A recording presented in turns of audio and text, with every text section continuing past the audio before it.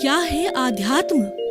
दर्शन, चिंतन धारा, विद्या या संस्कृति की परंपरागत विरासत। आध्यात्म दर्शन यानी जीवन का शाश्वत सत्य। मानव जीवन से जुड़े शाश्वत सत्यों को जानिए और समझिए उपासक डॉक्टर सोहन राज तातेड़ से हमारे खास कार्यक्रम आत्मविज्ञान में। आत्मविज्ञान यानी सही दृष्टि, सही सोच। भाइयों और बहनों, मातृशक्ति को नमन। स्टूडियो में आपका हार्दिक स्वागत है, अभिनंदन है, सत्कार है। आत्मविज्ञान कार्यक्रम के अंतर्गत हम आपको सही दृष्टि, सही सोच के अंतर्गत, राइट विजन, राइट थिंकिंग के अंतर्गत आपको नए नए एपिसोड्स बताते हैं। उससे आपकी रॉन्ग बिलीफ समाप्त होकर के आपकी राइट बिलीफ आती है, आपको सही रास्ता मिलता है, आपको जीवन का अल्टीमेट ट्रुथ मिलता है, जीवन का ज्ञान मिलता है, आपको एक राजपथ मिलता है और आप उत्तरोत्तर प्रगति करते रहते हैं और मानव जीवन का सार निकालते हैं। और ये हम प्रतिदिन नए नए विषयों को से लेकर के करते हैं और हर विषय के अंदर हम उसके अंदर इस तरीके की सामग्री डालते हैं कि वो छोटे बच्चों के लिए, युवाओं के लिए, स्त्रियों के लिए, पुरुषों के लिए, प्रौढ़ के लिए, सीनियर सिटीजन्स के लिए, सब के लिए उसमें बढ़िया से बढ़िया खुराक रहती है। तो आज का हमारा विषय है कि परमात्मा में सब कुछ सुलभ है। बहुत ही सुंदर विषय है। परमात्मा किसे कहते हैं? एक तो होता है जीवात्मा, हमारी आत्मा वही है, उसका रूपांतरण होता है, उसकी शुद्धि होती है, उसका डेवलपमेंट होता है, उसकी तरक्की होती है। तो हमारा नॉर्मल व्यक्ति, सामान्य व्यक्ति जो कि खान पान करता है और 5 इंद्रियों के सुख के अंदर ही डूबा हुआ रहता है और खाओ पियो ऐश करो, eat drink and B Mary, अच्छे अच्छे बंगले बनाओ और अच्छे गाड़ियों के अंदर घूमो, अच्छे जगह घूम के आओ, बगीचों में घूम के आओ, अच्छी होटलों में खाना खा के आओ। केवल इसी लेवल पर ही कार्य करता है तो वो जीवात्मा कहलाता है। यानी उसकी सोच एक सामान्य व्यक्ति की तरह होती है। और जब वो व्यक्ति जीवात्मा के बाद में कोई ज्ञानी पुरुष के संसर्ग में आ जावे, कोई उसके पुण्योदय के कारण, उसका अच्छा समय आने के कारण में अगर कोई ज्ञानी उनको मिल जाए, ज्ञानी का संपर्क हो जाए, तो ज्ञानी जब उसको ज्ञान का संप्रेषण करता है तब क्या होता है, उसकी कुबुद्धि का हरण करके उसकी बुद्धि को सुबुद्धि कर देता है। उसके भीतर जो कषाय रूपी नाग है जो फुफकार रहा होता है, तो उस नाग की जहर की थैली उस कषाय को निकाल देता है, उस कषाय को भस्मीभूत कर देता है। उस कषाय को, राग द्वेष को भस्मीभूत ज्ञानी ही कर सकता है। या एक सर्जन होता है वही चीरा फाड़ा कर सकता है। एक मेडिकल डॉक्टर जो केवल दवाई लिखता है वह चीरा फाड़ा नहीं कर सकता। अज्ञानी व्यक्ति जो है वह व्यक्ति का रूपांतरण नहीं कर सकता है, वह तो खुद अज्ञान से भरा हुआ है। जो ज्ञानी साधक व्यक्ति है, हमारे पुण्योदय के कारण, हमारे अच्छे कर्मों के कारण वो मिल जाते हैं, उसको ढूंढना पड़ता है और वो उन्हीं को मिलता है जिनके शुभ कर्मों का उदय हो और जिनके पुण्योदय होता है वही आता है। और वो ज्ञानी जो है वो जब अहंकार को भस्मीभूत कर देता है तो उसके आने वाले कर्मों का बंधन रुक जाता है और उसके जन्म जन्मांतर के कर्म है जो कि कर्म शरीर के रूप के अंदर व्यक्ति साथ लेके आता है। देखिए इस हमारे शरीर की कितनी विशेषता है कि हमारा जो कुछ भी जन्म जन्मांतर के अंदर अच्छे बुरे भाव किए, अच्छी बुरी भावनाएं की है, उसकी सारी प्रॉपर्टी हमारे इस जन्म में रहती है। इस जन्म में आगे जाते हैं प्लस होकर के अपडेटेड जितनी भी अच्छी बुरी भावनाएं होती है, 24 आवर्स जो है हमारा कार्बन शरीर है अपने साथ रहता है। जैसे कि वेबसाइट अपडेट होती है, जैसे कि जो है हमारा जो मोबाइल ऐप अपडेटेड होता है, और जैसे कि वो किसी संस्था की जो है जो एक्टिविटीज़ अपडेट होती है, आजकल अपडेट का ज़माना है कि अभी तक हमने कितना कार्य किया, अभी तक हमारे क्या अचीवमेंट्स है, अभी तक हमारी क्या बॉटल नेक है, और अभी तक हम किस लेवल पर पहुँचे हैं, उसका ब्लूप्रिंट निकालता है, उसका रोड मैप निकालता है, और वह लोगों के सामने अपडेटेड प्रस्तुत करता है। तो ठीक उसी तरह से ज्ञानी जो है अपडेटेशन करता है कि वो हटाया, उन्होंने अहंकार को हटाया जो कि कर्म बीज था, जो कि सबको कर्मों का करने वाला होता, और फॉर एवर समाप्त कर देता है। ज्ञानी में इतनी ताकत होती है, ज्ञान के संप्रेषण के साथ में वह चीरा फाड़ा करता है, तुम अलग और मैं अलग, यानी आत्मा को ज्ञाता दृष्टा बना देता है, और उस कर्म शरीर को हटा करके, और हमारे जो जन्म जन्मांतर के जो अभी मैंने बताया अपडेटेड जितने भी अच्छे बुरे भाव, जिसको हम राग द्वेष कहते हैं, जिसको हम कॉजल बॉडी कहते हैं, जिसको हम कर्म शरीर कहते हैं, जिसको हम सूक्ष्म शरीर कहते हैं, वह एक बर्फ की शिला की तरह रहता है, और वह धीरे धीरे उदय भाव के साथ में, प्रारब्ध भाव के साथ के अंदर वो उदय आते रहते हैं। यानी जैसे बर्फ पिघलता है उसी तरह से प्रारब्ध के साथ में कर्म अपने आप आत्मा से झड़ते रहते हैं। ये ऑटोमेटिकल फिनोमिना है, ये समय के साथ होता है, इसमें हमारा कोई पुरुषार्थ नहीं है, हम तो कॉजेज डाल के आए हैं, और ये हमारा इफेक्ट होता है, और कितने समय तक ये कर्म हमारे आत्मा के साथ रहेगा, ये कॉज डालते समय, कर्म बंधन करते समय डिसाइड हो जाता है। प्रकृति, स्थिति, प्रदेश और अनुभाग, चार बातें हमारे पूर्व जन्म के अंदर हमने कर्मों का बंधन किया। तो कौन से कर्म का बंधन किया?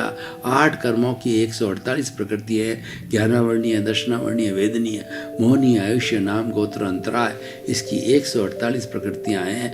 तो हमने कौन सा जो है, कौन सी प्रकृति का कर्म अर्जन किया, और स्थिति यानी हमारे कैसे भाव थे कर्म बंधन के समय के अंदर, हमारी जो फिल्म चल रही है, हमारा कैसा रिएक्शन है उसके बारे में, हम उसके साथ कितना जुड़ते हैं, उसके साथ कितना तन्मयाकार होते हैं, उसके अनुरूप जो है वो हमारी कर्मों की स्थिति बनती है।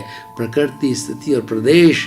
और जब स्थिति बनती है, और हमारी जैन फिलॉसफी मानती है कि एक एक कर्म का परमाणु होता है।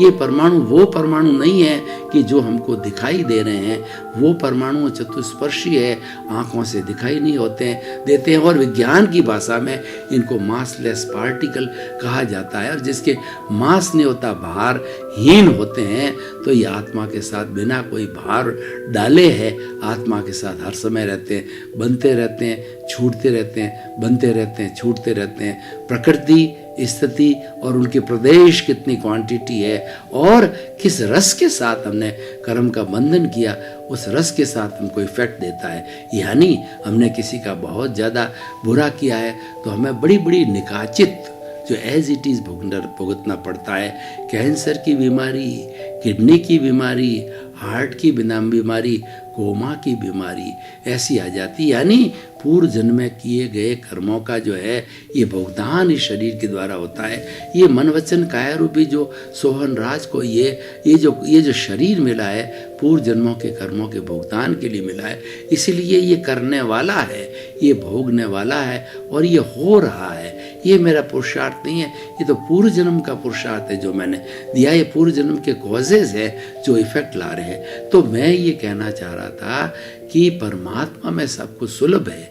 ये सारी बातें कब आएगी कि हमारे को जो है वो अंतरात्मा बना दिया जाएगा।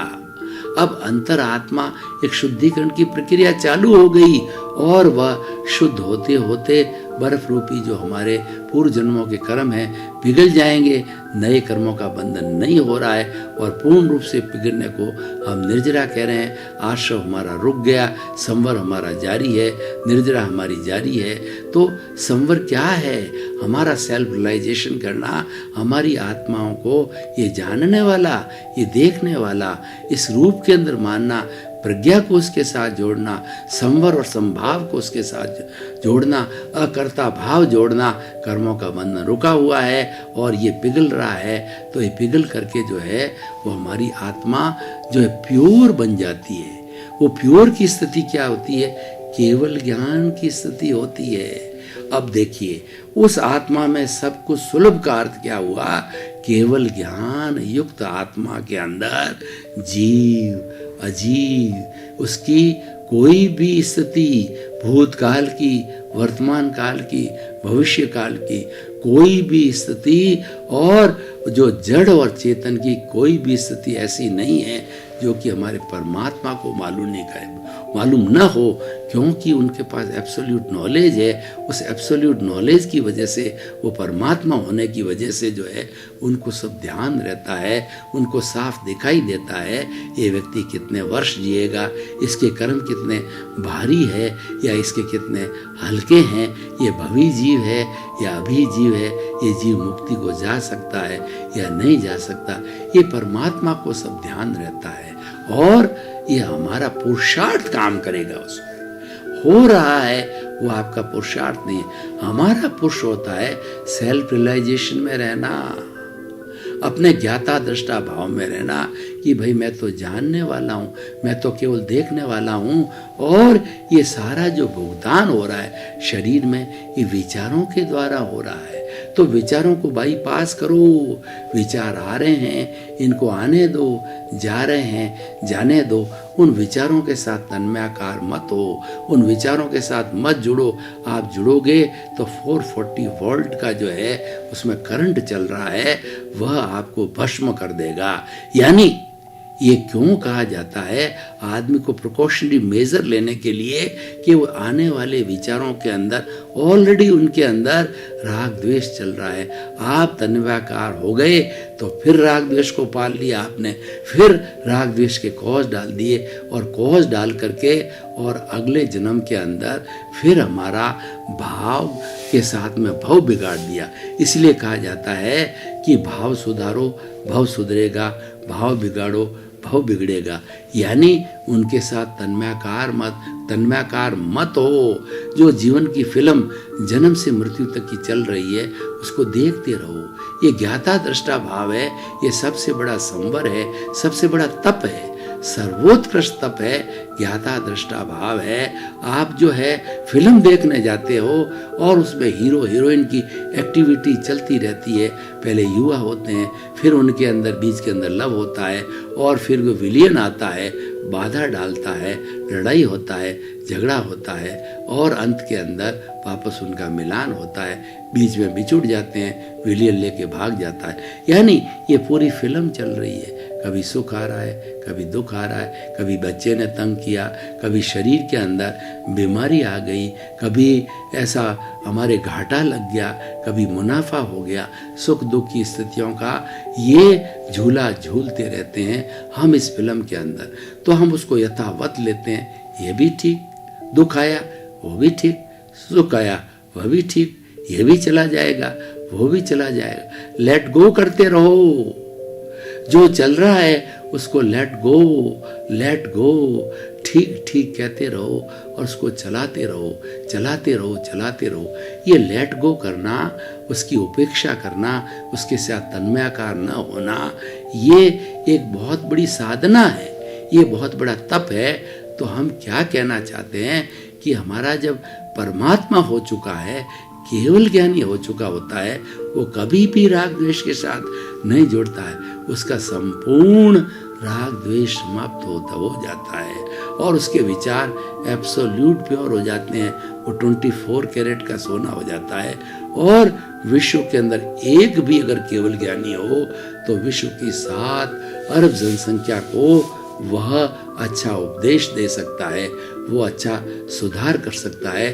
और उनका एक अतिशय होता है कि जहाँ पर ये तीर्थंकरों केवल ज्ञानी विराजते हैं वो 125 योजन, इसका मतलब 500-700 किलोमीटर के बीच में न तो कोई बीमारी आती है, न अतिवृष्टि होती है, न अनावृष्टि होती है, न भूकंप आता है, और ना कोई भी प्लेग फैलता है, और ना किसी तरह की कोई बहुत बड़ी बीमारी आती है, संक्रामक रोग आते हैं, और पूरी अच्छी फसल होती है, धन धान्य होता है, सब लोगों को रोजगार मिलता है, कोई व्यक्ति बीमार नहीं पड़ता, कोई व्यक्ति दुखी नहीं होता।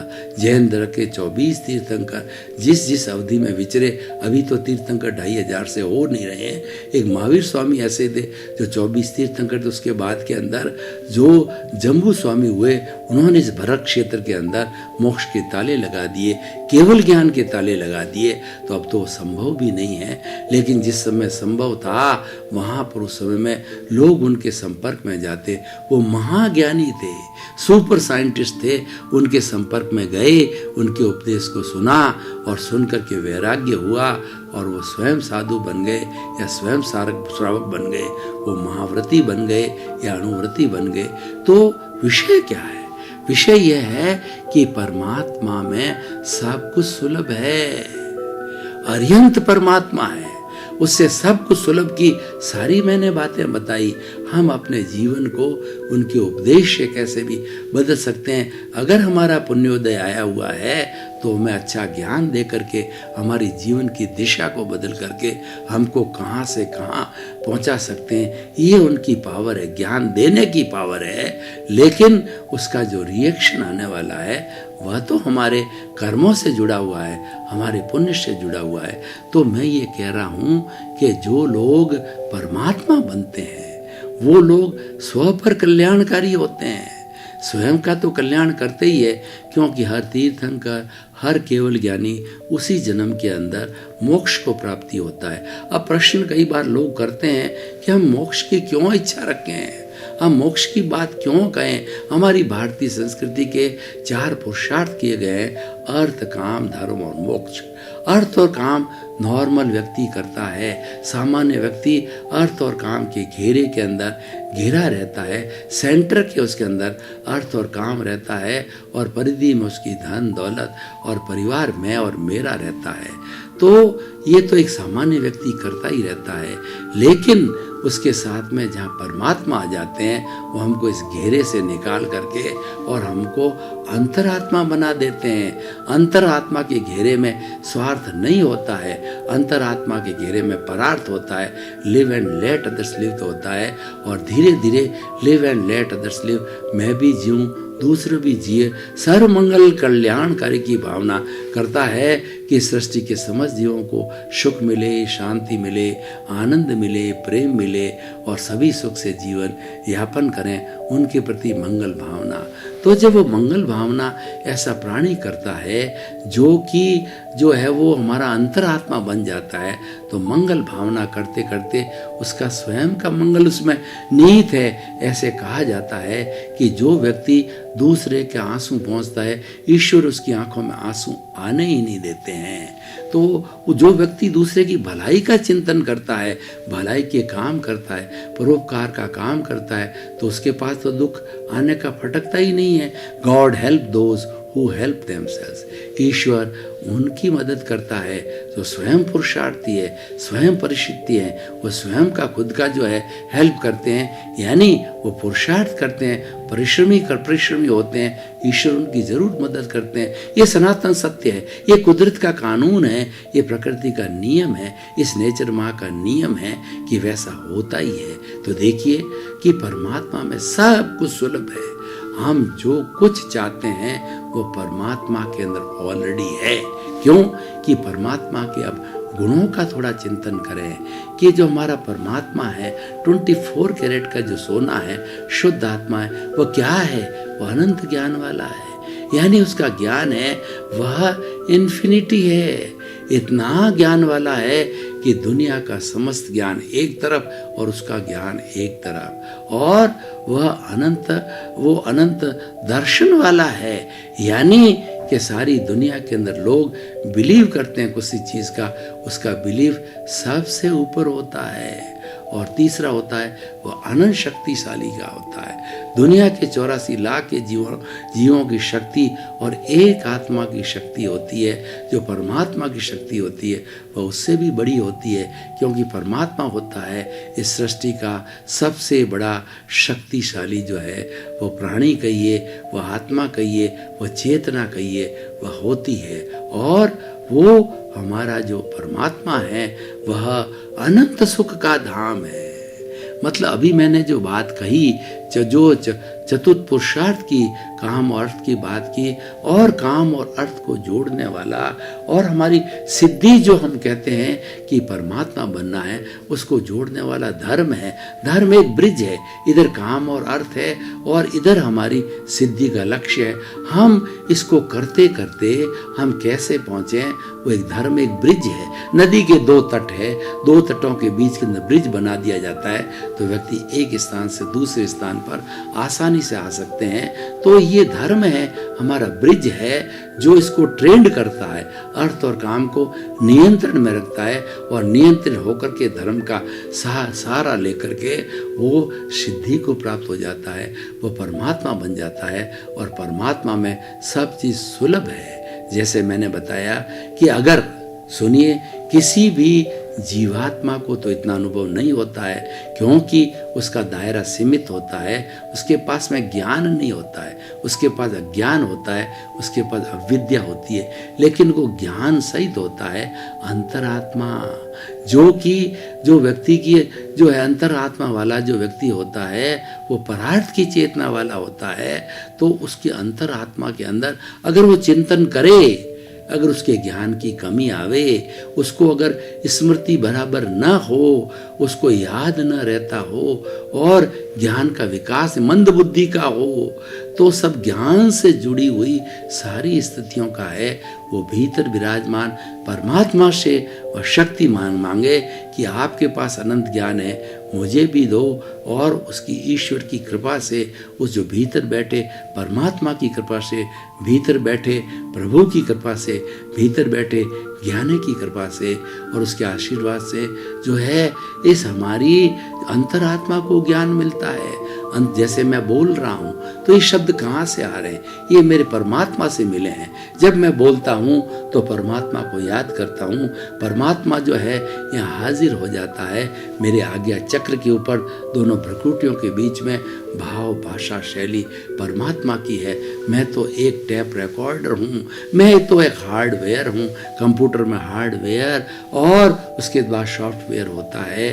तो वह जब हार्डवेयर के अंदर सॉफ्टवेयर को हम क्या कहते हैं इंस्टॉल करते हैं, तब वो हार्डवेयर चलता है, वर्ण हार्डवेयर मृतवत होता है।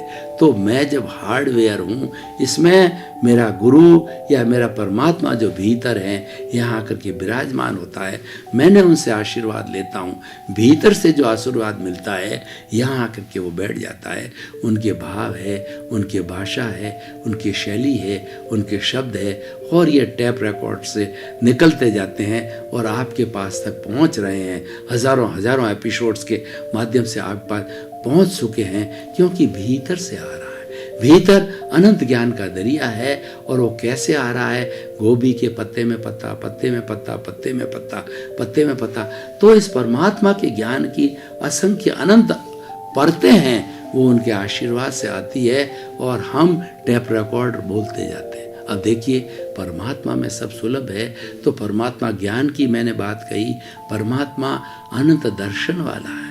अगर आपको धर्म के प्रति रुचि नहीं होती, ईश्वर के प्रति रुचि नहीं होती, परमात्मा के प्रति रुचि नहीं होती, आपको जो है जीवात्मा में तो बहुत मज़ा आता है इंद्रिय सुख के अंदर। और जब धर्म की बात कही जाती है, प्रवचन की बात कही जाती है, चरित्र को अच्छा बनाने की बात कही जाती है, पालन की बात कही जाती है, तो आप किनारे हो जाते हो।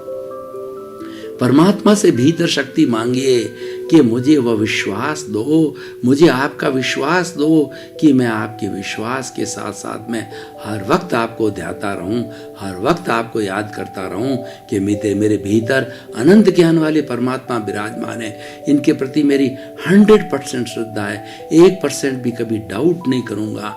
तो इतनी श्रद्धा आपके रोम रोम, आपके कोशिकों में भर जाएगी कि आप परमात्मा के विरुद्ध कोई भी कार्य नहीं करोगे।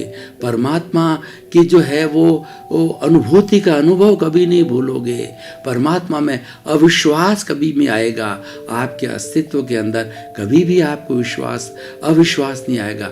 अविश्वास समाप्त हो जाएगा। 24 आवर्स आपके भीतर एक ही ज्वाला जलती रहेगी, मैं तो शुद्ध आत्मा हूँ, मैं तो ज्ञाता हूँ, मैं तो दृष्टा हूँ, मैं तो देखने वाला हूँ। ये सारी शक्ति जो है वो मांगने से, श्रद्धा जो है ये भीतर परमात्मा है, वो अनंत श्रद्धा वाला। अब आगे चलिए, परमात्मा एक गुण क्या है? परमात्मा का गुण ये है कि अनंत शक्ति वाला है। आपके शरीर में कमजोरी आ गई, आप चल फिर नहीं सकते, आप उठ बैठ नहीं सकते, वीकनेस महसूस करते हो, बोलने में वीकनेस, चलने में वीकनेस, सोचने में वीकनेस, शरीर भारी पड़ जाता है। तो प्रभु से, भीतर विराजमान प्रभु से जो है वह आप शक्ति मांगिए कि प्रभु आपके भीतर शक्ति है, वो मुझे शक्ति दो, मेरा शरीर शक्तिशाली बने, मेरा शरीर जो है शरीर को फिजिकल हेल्थ मिले, मेंटल हेल्थ मिले, और शरीर को जो है मुझे इमोशनल हेल्थ मिले, शरीर को स्पिरिचुअल हेल्थ मिले, और शरीर को सोशल हेल्थ मिले, और मैं पूर्ण रूप से स्वस्थ रह सकूं। स्वस्थ का मतलब प्रभु मैं आपके भीतर अवस्थित हो जाऊं, आप और मैं तन्मयाकार हो जावें, एकाकार हो जावें, ऐसी शक्ति मुझे दो। स्वस्थ का मतलब आत्मस्थ हो जाऊं, उसी को स्वस्थ कहते हैं। 5 तरह के स्वास्थ्य हमारी आत्मा के अंदर है, वो अनंत शक्ति वाला होकर के आपको भी शक्ति देगा। अब आगे चलिए, हम क्या है इस जीवन में सुख और दुख के जो है वो तराजू पर चलते रहते हैं। भाई और बहनों, आपका बहुत बहुत धन्यवाद। आप आत्मविज्ञान कार्यक्रम देखते रहिए। ये कार्यक्रम ऐसा है, आपकी चेतना को जगाने वाला है, आपके नेगेटिव थॉट्स को हटा करके पॉजिटिव बदलने वाला है। और जितने जितने पॉजिटिव विचार आएंगे उतनी उतनी प्योरिटी आएगी, और भीतर आपके जितनी जितनी प्योरिटी होगी तब आप वचन सिद्धि वाले बनोगे, आप विचार सिद्धि वाले बनोगे, आप जो है काय सिद्धि वाले बनोगे। सब कुछ भीतर है, भीतर शक्ति का, आनंद का और चेतना का भंडार है। ये सारी चीजें आपको आत्मविज्ञान कार्यक्रम से मिल रही है, मिलती रहेगी। आप इसको देखते रहिए। आपके प्रति मंगल भावना, शुभकामना, आपका जीवन आनंदमय हो, सुखमय हो। आत्मविज्ञान में आत्मविज्ञान यानी सही दृष्टि, सही सोच।